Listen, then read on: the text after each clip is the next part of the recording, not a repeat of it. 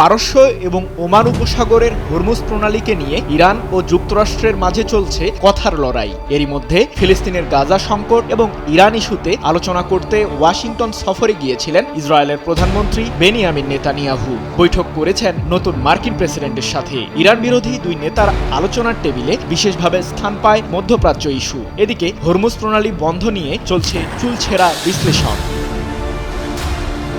মার্কিন মসনদে বসেই ডোনাল্ড ট্রাম্প প্রথম বিদেশি নেতার সাথে বৈঠকের অংশ হিসেবে বেছে নেন ইসরায়েলের প্রধানমন্ত্রী নেতানিয়াহুকে। গত 4 ফেব্রুয়ারি হোয়াইট হাউসের ওভাল অফিসে নেতানিয়াহুকে সাথে নিয়েই ইরানের প্রতি নতুন নিষেধাজ্ঞা দিতে মেমোরেন্ডামে সই করেছেন মার্কিন প্রেসিডেন্ট ট্রাম্প। আর এতেই ইরানের প্রতি তার বিদ্বেষী মনোভাবের চিত্র ফুটে ওঠে। মধ্যপ্রাচ্যে ইসরায়েলের চরম শত্রু ইরানকে কড়াভাবে মোকাবিলা করতে দেশটির জ্বালানি তেল রপ্তানি বিশ্ববাজারে শূন্যের কোটায় নামিয়ে আনতে নতুন মার্কিন নিষেধাজ্ঞা জারি করেন ট্রাম্প। তবে মার্কিন প্রশাসনের এমন হুঙ্কারকে যেন তোয়াক্কাই করে না আয়াতুল্লাহ আলী খামেনির নেতৃত্বাধীন ইরান। উল্টো হরমুজ প্রণালী প্রসঙ্গে দেশটির নৌবাহিনীর প্রধান রিয়ার অ্যাডমিরাল আলী রেজা তাংশিরি পশ্চিমাদের উদ্দেশ্যে দিয়েছেন সতর্কবার্তা।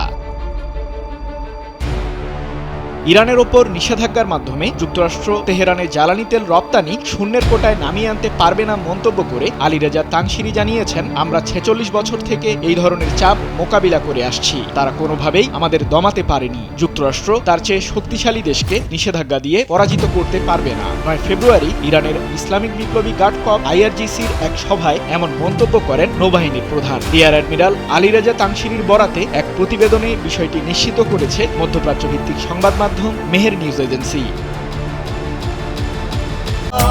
এখন এমনই ফুরফুরে মনে থাকবে সবাই। বসুন্ধরা টয়লেট্রিজ, ফুরফুরে মন সারাক্ষণ। মধ্যপ্রাচ্যে প্রায় 2200 কিলোমিটার উপকূলীয় অঞ্চল জুড়ে ইরানের সামরিক বাহিনীর নিয়ন্ত্রণ রয়েছে জানিয়ে আলী রেজা বলেন, আমরা পুরো উপকূলে সামরিক সরঞ্জাম মোতায়েন করেছি। হরমুজ প্রণালী বন্ধ করে দিতে আমাদের সর্বোচ্চ সক্ষমতা রয়েছে, তবে নিজেদের স্বার্থে আমরা সেটি বন্ধ করব না।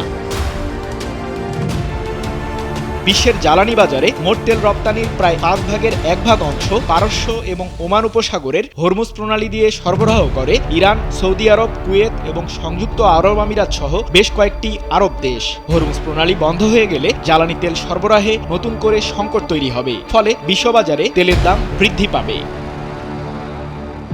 এদিকে হরমুজ প্রণালী বন্ধ করে দিলে সংযুক্ত আরব আমিরাত এবং সৌদি আরব, যুক্তরাষ্ট্র ও ইসরায়েলের সাথে ইরানের বিরুদ্ধে জোট বাঁধবে, যার কারণে পুরো পশ্চিম এশিয়াতে ছড়িয়ে পড়বে নতুন উত্তেজনা। তাই সব দিক বিবেচনায় হরমুজ প্রণালী বন্ধ করবে না ইরান, এমন আভাসই দিয়েছেন দেশটির নৌবাহিনীর প্রধান আলী রেজা তাংশিরি।